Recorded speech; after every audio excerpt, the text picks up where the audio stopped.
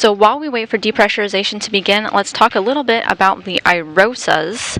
These are roll-out solar arrays, ISS, RO, roll-out, and SA, solar array, IROSA. They're attached to support structures and are unfurled the same way you'd roll out a rug. They're not designed to replace the space station's legacy arrays, but rather to add power to the legacy arrays that they already provide. They are unraveled over the top of the station's rigid legacy arrays, and even though they're partially blocking these legacy arrays from the sun, the IROSAs are so efficient that it actually results in more power generation for the station.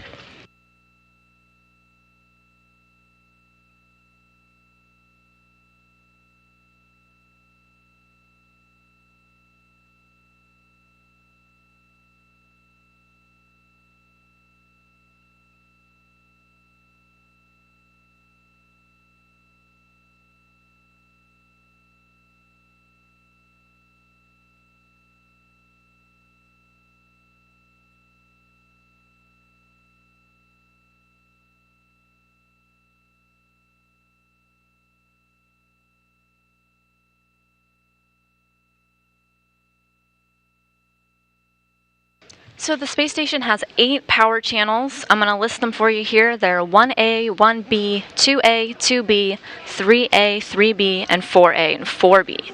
So 4 of the 8 power channels already have the IROSAs, roll-out solar arrays, already installed. But every IROSA needs to be paired with a support structure with a mounting bracket on it so that it can be properly installed to the space station. During the January 20th spacewalk, Wakata and Man installed the mounting bracket on the 1B power channel. You see that on the left of your screen. They moved on to work on the 1A channel, but ran into some difficulty during the installation. Teams here on the ground have communicated some possible solutions, some troubleshooting items with our spacewalkers, and they're heading out the door today to give them a try and finish the installation. Remember, no solar arrays are being installed today. We're just getting the hardware in place so that they can be installed in the future. So to recap, 4 power channels are completed with support structures and solar arrays. They're done. A 5th support structure was completed earlier this month, and today our spacewalkers are installing the 6th. And in the future, these 2 structures will have solar arrays on them too.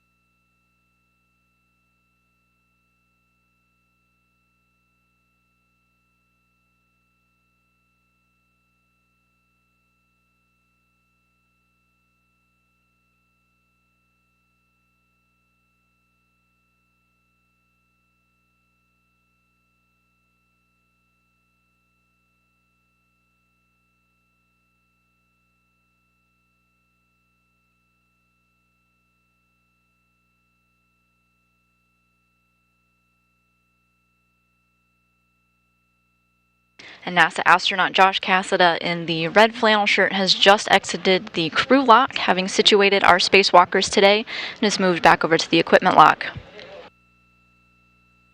He and NASA astronaut Frank Rubio, on the left of your screen there, are going through a list of procedures to get these spacewalkers ready for depressurization. It has not begun yet, but we expect it pretty soon.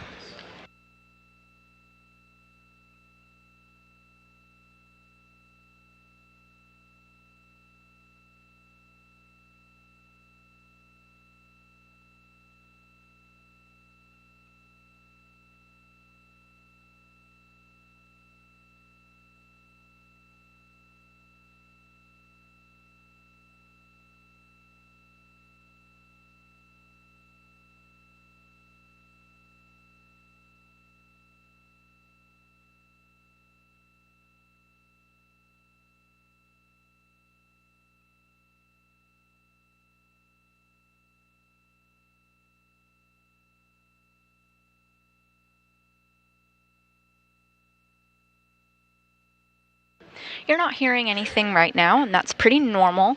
Our spacewalkers have not yet turned on their microphones into a configuration that we'll be able to hear them, but we should be able to hear their voices, as well as the voices of our suit IVs, Frank Rubio and Josh Cassada, pretty shortly.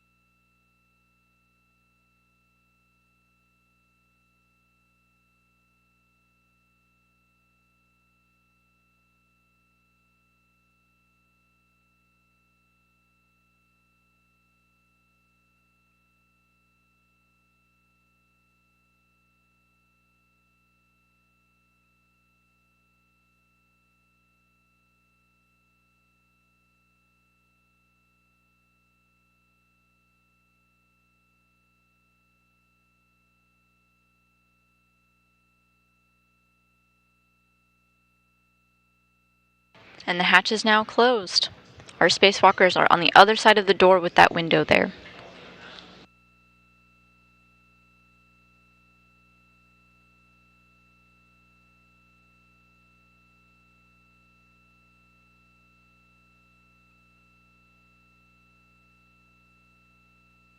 Right now, the crew lock and the equipment lock are roughly the same PSI. A space station is kept around 14.7, or what you'd experience around sea level here on Earth. That's what your body would experience. Once depressurization begins, they're going to slowly bring the crew lock, so the other side of the door, down to vacuum. They're going to slowly decrease the pressure, and then they're going to stop when it hits about 5 psi to do a check on the spacesuits, make sure that there's no leaks and everything's in a good configuration. And with the go here in mission control, they're going to continue on to go down to vacuum.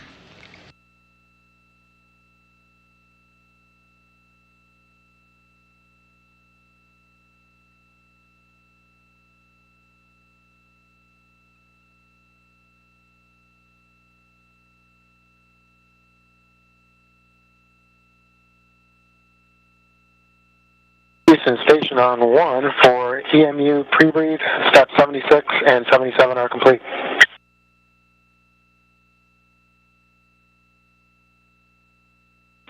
Airlock Houston copies. We've got 78 in work. You guys will be picking up in step 80.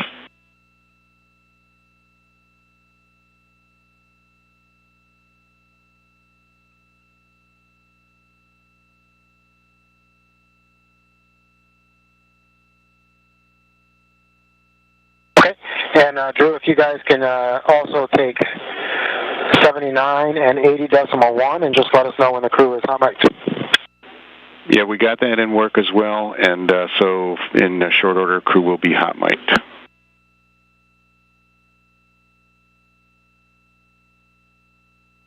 Thanks.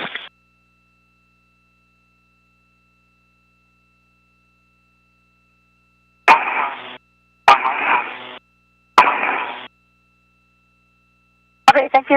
Okay, copy that. Thank you.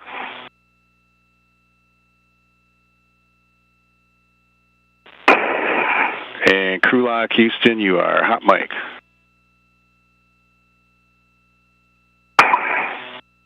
TV1 copies. TV2 copies.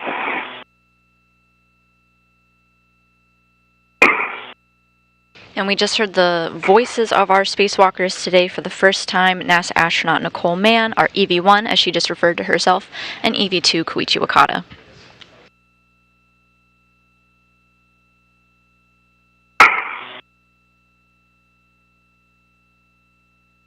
Okay, Koichi, check. depress pump power off, OFS. Verify the depress pump power OFS. By depress pump enable LED on, ON. Verified on. Houston looking for your go for step 84. Stand by on step 84.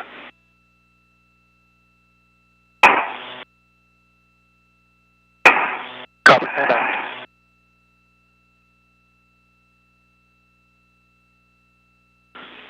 Airlock Houston, team's ready here. You're go to start working the deep rescue card. We got 2 minutes to handover.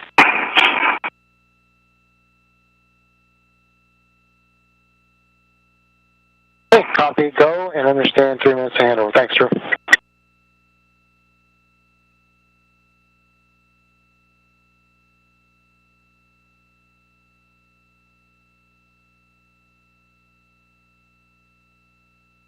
Okay, guys, we are going to get started on the crew lock depress card. Koichi, first step is for you. On the UI are on. Depress pump power is on now. Copy, on. Oh, wait.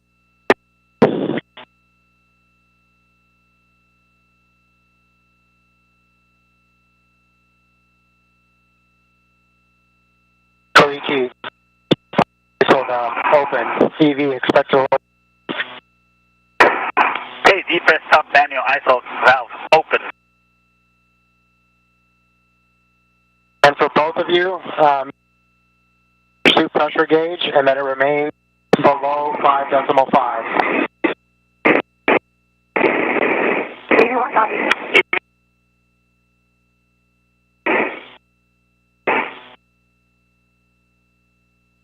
You're hearing NASA astronaut Frank Rubio communicating with our spacewalkers Nicole Mann and Koichi Wakata, who are just on the other side of the door with the window right there. Depressurization has begun with a go from Mission Control Houston.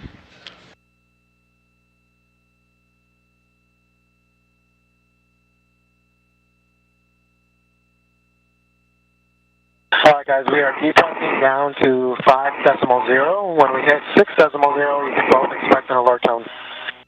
81 copy. TV2 copies.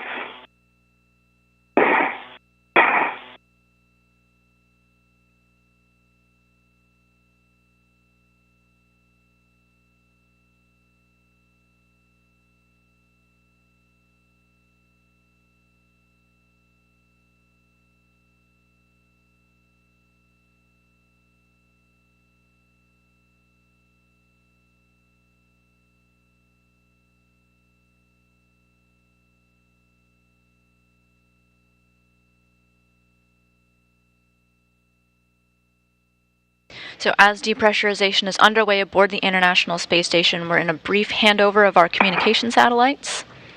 We expect to get our live views back shortly. Meanwhile, let me talk about some key figures here in the room. NASA astronaut Zena Cardman is our ground IV today. This is a similar role to Capcom, but she'll specifically be talking to the astronauts outside of the space station. She joined our astronaut corps in 2017. And another key member here in Mission Control is our spacewalk officer, Keith Johnson.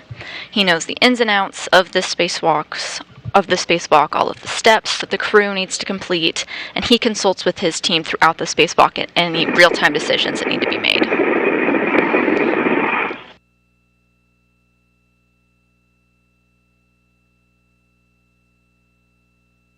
We're back with our live views of the International Space Station.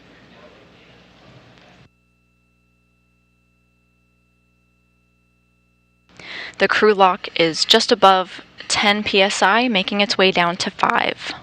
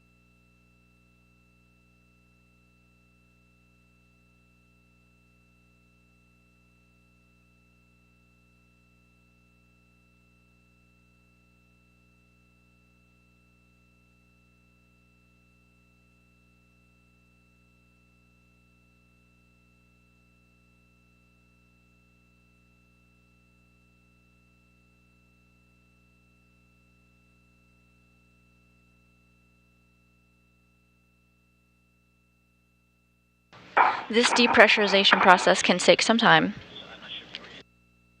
So while that happens, we're going to do a little rundown of today's tasks. Right out the starting gate, they'll turn on their HECAs, which are high-definition cameras. Sometimes we'll be able to see views from their point of view. They'll grab all of their supplies and tools that they need and make their way over to the work site on the 1A power channel to set up shop. Here at the 1A work site, they'll find most of a completed support structure that looks like a pyramid. They built this during their last spacewalk earlier this month. It's almost complete.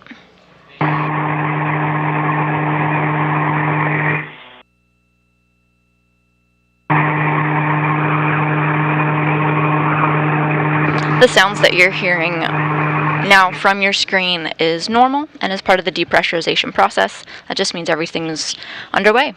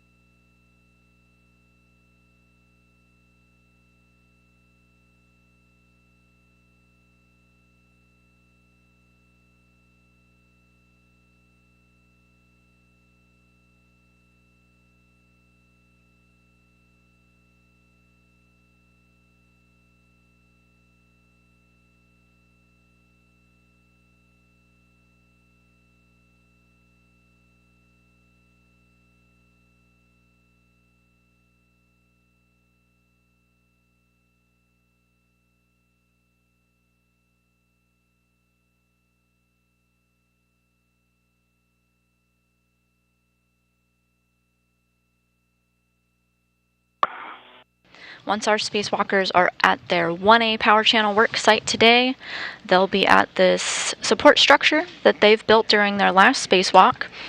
Then they're going to do some troubleshooting on the parts of the structure that gave them some trouble during the last installation and finish up their work.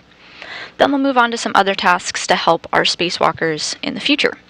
Nicole Mann will route some cables needed when the solar arrays are installed. She won't plug them in, but she'll follow a path to get the cables to where they need to go. And while Nicole Mann routes these cables, Koichi Wakata will swap out a sticky portable foot restraint for a smoother one. And Nicole Mann will join him at the end of this task, also relocating a portable foot restraint just to bring it closer for future spacewalks.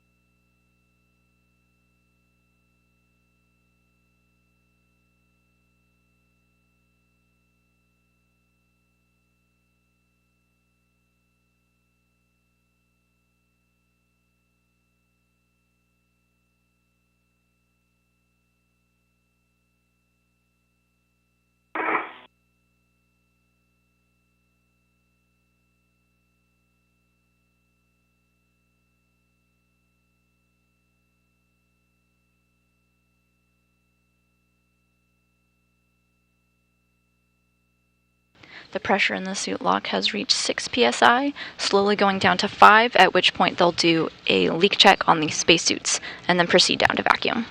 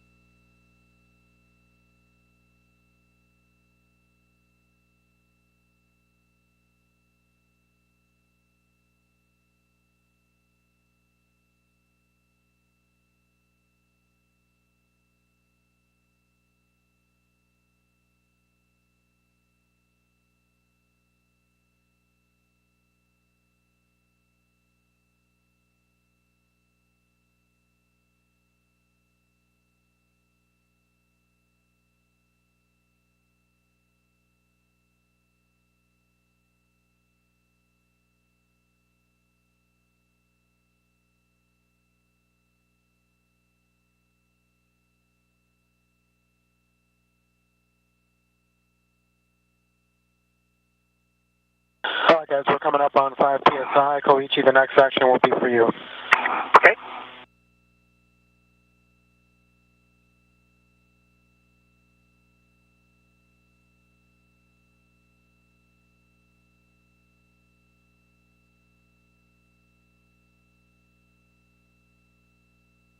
All right, Koichi, depress pump man ISO valve closed.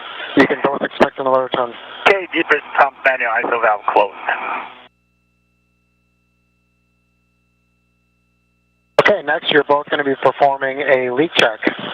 So switch display, you're going to go to status until you see leak check question mark displayed, and then you'll have a long yes to select.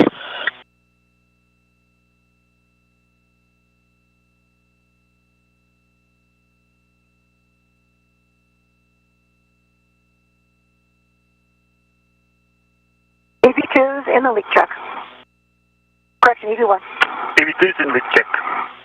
Okay, both have leak check selected, and just follow the displayed instructions. Let me know when you're complete.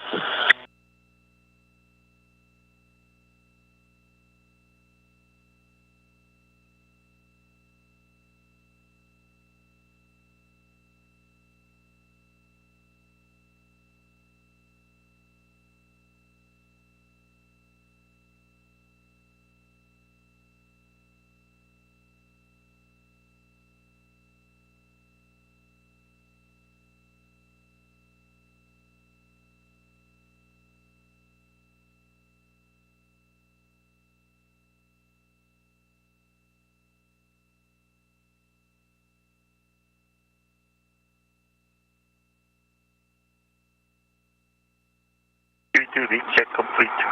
EV1 leak check complete. O2 actuator Okay, in I work. copy both. Leak check complete. For both of you, check O2 actuator EVA. In work. In work.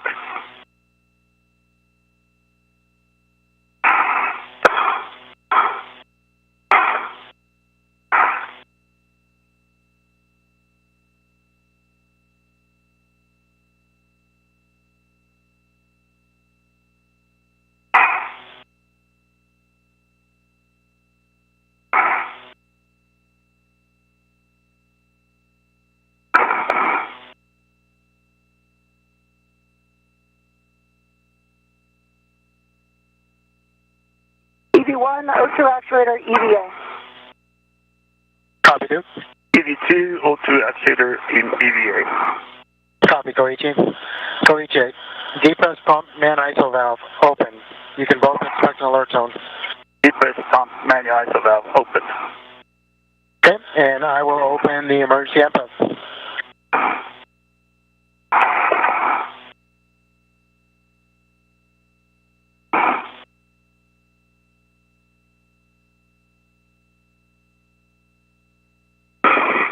Okay, emergency MPEF is open. You can both monitor your suit pressure gauge. Make sure you remain below 5.5. EV1. EV2 copy. And from here, we'll be depressing to 2.0 before our next action.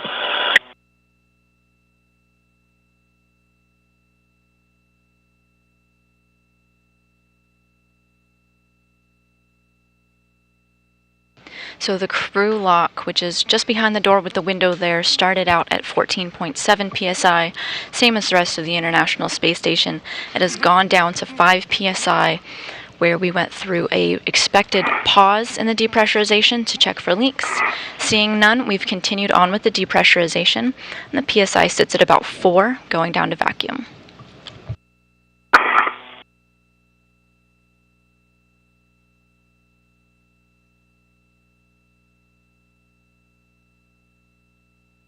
If you're just joining us this morning, we're in live coverage of a spacewalk.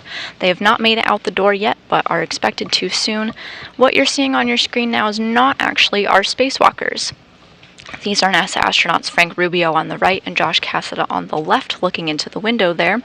Just on the other side of the door are our spacewalkers donned in their spacesuits. They're getting ready to go out the door after the pressure has gone down to vacuum.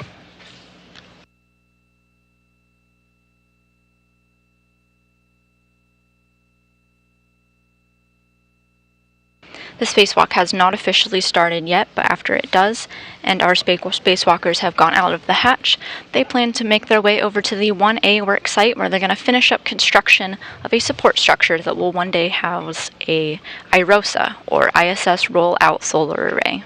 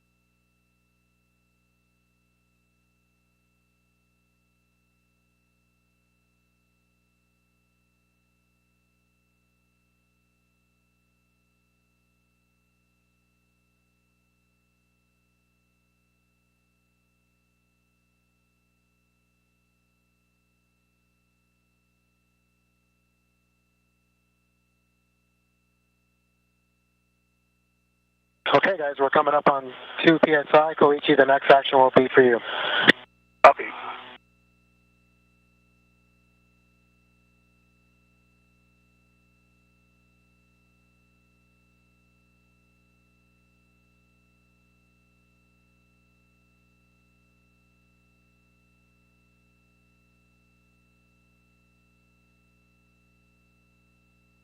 Koichi, depress pump, man ISO valve closed. Depress pump, manual ISO valve closed. Copy. Koichi on the UIA, switch depress pump power off, OFF. Depress pump power OFF. Okay, and with that, I will turn you over to Xena for your initial tether config. Godspeed, you guys are going to crush it. Awesome. Thank you, Frank and Josh. Thank you, Josh. You guys are awesome. Hello, EV1 and EV2. Your ground IV and the whole ground team are here, ready for your tether checks. Okay, Xena. Starting with EV1. Let's start with my left waist tether is attached to my left D-ring extender, gates closed, sliders locked, black on black. My safety tether is connected to my right D-ring extender. Red hook is closed, sliders locked, black on black. Yellow hook is attached to the green reel. Gates closed, sliders locked, black on black. Green hook is attached to the red reel. It's closed and it is unlocked. Both my reels are unlocked. And I have my anchor to my mini workstation. My right waist tether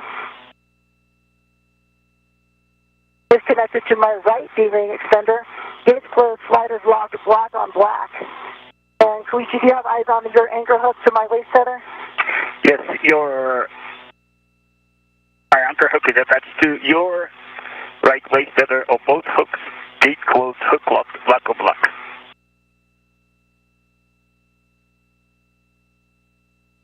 Okay, EV2. My left waist tether is attached to the taillock steering extender, gate closed, hook locked, black on black. The small hook of my left waist tether is attached to my left steering extender, gate closed, hook locked, black on black. My red hook is attached to my left steering extender, gate closed, hook locked, black on black. Yellow hook is attached to the green reel, gate closed, hook locked, black on black. Green hook is attached to the red reel, gate closed, hook is unlocked. And then the anchor hook is attached to, as I reported, to Duke's right waist tether. On my right side, right waist tether, small hook is attached to my right steering extender, gate closed, hook locked, black on black. Report complete. Copy all. Koichi, if I could